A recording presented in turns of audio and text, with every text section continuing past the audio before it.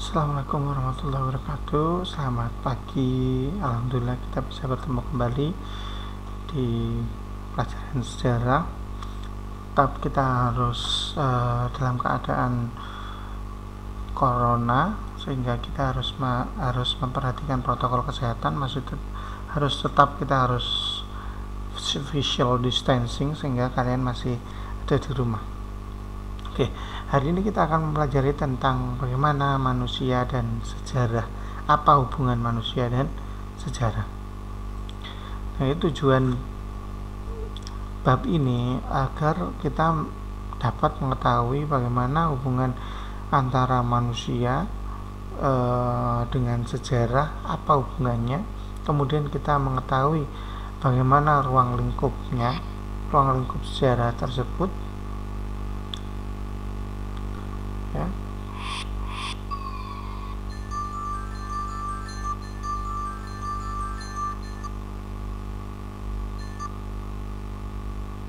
Nah, ini bisa kalian lihat bagaimana ruang lingkup sejarah yaitu berkaitan dengan ruang dan waktu, dan manusia, bagaimana konsep perubahan dan keberlanjutan, yaitu periodisasi, kronologi, diakronis, sinkronis.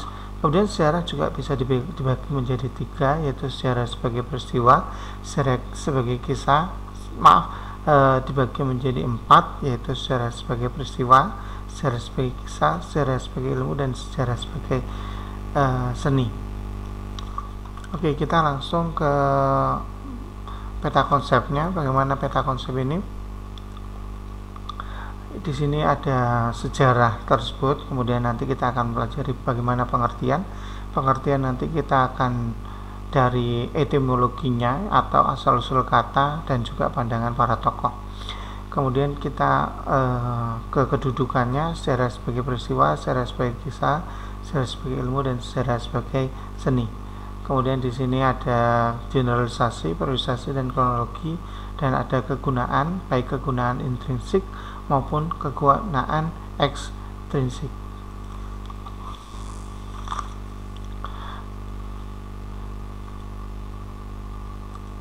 Nah, ini yang kita akan sedikit ulas, apa sejarah itu dan kenapa kita harus kita belajar sejarah, dan apa fungsi dari mempelajari sejarah tersebut. Apakah kita perlu begitu, seperti kita memerlukan makan, minum, dan sebagainya.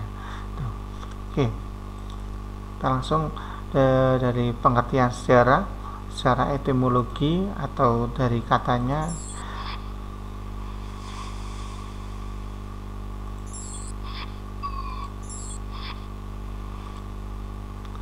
Karena bangsa kita adalah bangsa yang besar, bangsa yang banyak bangsa lain yang masuk ke negara kita, sehingga kata-kata dalam kehidupan sehari-hari kadang mengambil dari bahasa asing, kemudian diadopsi atau diserap menjadi bahasa serapan di bahasa Indonesia. Contohnya juga adalah sejarah. Menurut bahasa Arab, sejarah itu berarti syajaratun. Syajaratun itu adalah pohon. Pohon di sini bisa diartikan sebagai pohon silsilah, atau pohon itu mempunyai dahan, ranting, daun, dan ini diibaratkan sebagai sejarah, sebagai peristiwa sejarah. Jadi peristiwa sejarah itu tidak hanya satu peristiwa, tetapi ada peristiwa-peristiwa lain yang mempengaruhi peristiwa besar tersebut. Sajarotun itu. Jadi satu batang, tapi batang yang besar itu disokong oleh akar, ranting, daun, dan lainnya. Kemudian dari bahasa Inggris, yaitu bahasa diambil dari bahasa history atau histor di Yunani, orang pandai, atau historia yang berarti wawancara, interview, inquiry gitu ya, interogasi dari seorang saksi mata, dan juga laporan mengenai hasil tindakan itu kemudian diserap menjadi sejarah. Kemudian ada bahasa Jerman, Hasillit ini adalah sesuatu yang telah terjadi. Jadi sejarah itu diartikan di dalam bahasa Jerman adalah sesuatu yang sudah terjadi. Nah, mungkin bisa saya tambahkan, ada pun bahasa yang mungkin sedikit dekat dengan bangsa Indonesia, yaitu bahasa Jerman, yaitu bahasa Belanda. Bahasa Belanda menyebut sejarah sebagai geschiedenis. Ya. Ini adalah menurut para ahli, banyak para ahli yang mengemukakan pendapatnya tentang pengertian sejarah. Ini menurut Muhammad Ali di dalam bukunya Pengantar Ilmu Sejarah Indonesia. Ya. Sejarah itu cerita tentang perubahan-perubahan atau kejadian atau peristiwa yang terjadi pada sekitar kita. Jadi sejarah ini ada di sekitar kita, jadi tidak bisa kita berpisah dengan sejarah karena kehidupan manusia itu yang selalu berubah. Jadi ilmu sejarah adalah ilmu yang mengkaji tentang perubahan kejadian, peristiwa dalam kenyataan di sekitar kita. Jadi ada kenyataan, ya, yang ada di sekitar kita, yang bahwa hidup kita itu selalu berubah hari demi hari. Kemudian menurut negarawan itu, menurut Muhammad Yamin dan Muhammad Hatta, itu merupakan bahwa sejarah suatu ilmu pengetahuan yang disusun atas hasil penyelidikan. Jadi peristiwa sejarah itu tidak serta-merta kemudian menjadi suatu peristiwa yang umum terjadi. Jadi harus ada hasil penyelidikan terlebih dahulu sehingga menjadi fakta. Kemudian menurut Muhammad Hatta, sejarah bukan sekedar cerita dari kejadian masa lalu, melainkan pemahaman di masa lampau yang di dalamnya mengandung berbagai dinamika problematika yang dapat dijadikan pelajaran bagi manusia berikutnya. Menurut sosialis, yaitu dua, dari Bapak Kunto Wijoyo dan Sartono Kartodirjo. Ambilkan dua-duanya kalian. Ya. Menurut Kunto Wijoyo, sejarah adalah rekonstruksi masa lalu tentang apa yang dipikirkan, dikatakan, dikerjakan, dirasakan, dan dialami oleh manusia. Sedangkan menurut Sartono Kartodirjo, sejarah adalah berbagai bentuk penggambaran tentang pengalaman kolektif di masa lampau. Ini adalah menurut Purwadarminta di dalam Kamus Besar Bahasa Indonesia. Bisa diambil kesimpulan bahwa sejarah adalah ilmu yang mempelajari tentang peristiwa-peristiwa yang terjadi pada masa lampau dan benar-benar terjadi. Sejarah bukan hanya sebagai kisah sandiwara atau cerita yang dibuat-buat. Jadi harus ada penelitian atau penyelidikan terlebih dahulu sehingga menghasilkan fakta, walaupun sejarah itu bersifat subjektif atau tergantung orang yang mengemukakan pendapatnya, ya, sejarah. Jadi walaupun satu peristiwa itu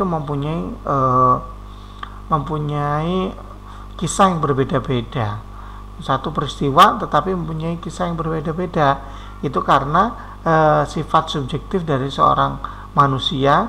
Jadi walaupun tokoh di suatu peristiwa yang sama, tapi tokoh tersebut mempunyai sudut pandang atau interpretasi yang berbeda.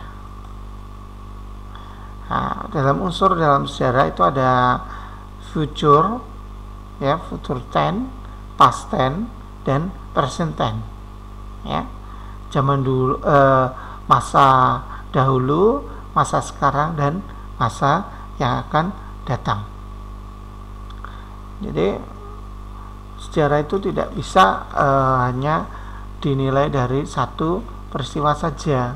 Jadi sejarah itu banyak peristiwa-peristiwa yang mengkaruinya, yaitu peristiwa sebelumnya akan berpengaruh pada peristiwa-peristiwa setelahnya. Ya, ada past tense, present tense, dan future tense. Ya. Jadi sejarah manusia dan sejarah tidak bisa dipisahkan, ya.